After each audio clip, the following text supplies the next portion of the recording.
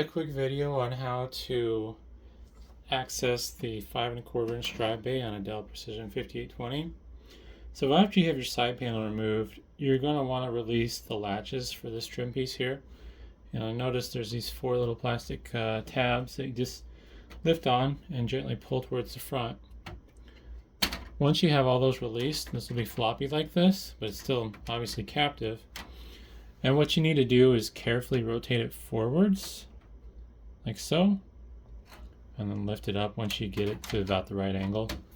What's going on is there's these little lips that are hanging along that bottom edge that latch into this central trim piece here.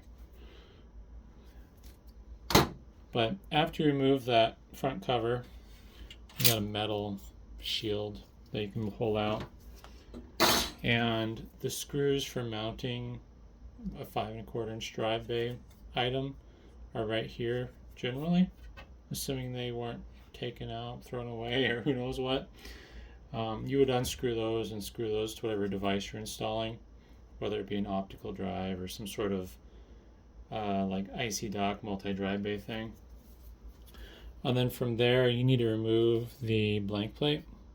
So you notice there's a little latch or tab there that's holding in place along with these two here. And what you're going to do is gently push down on that so it clears the lip that's locking into. It's going to be hard for me to show without covering it up, I think. There we go. Basically I put some downward force on this so it would clear. You got to be a little careful because these are fragile. Putting some downward force though on it so it'll clear that trim. Had it the first time. There we go. Try not to break it. Once you get it loose, it'll come out through the front. And after you have your device installed, if you're choosing to reinstall this, you'll need to approach the front, put it like this almost flat angle, and you'll kind of rotate it into place.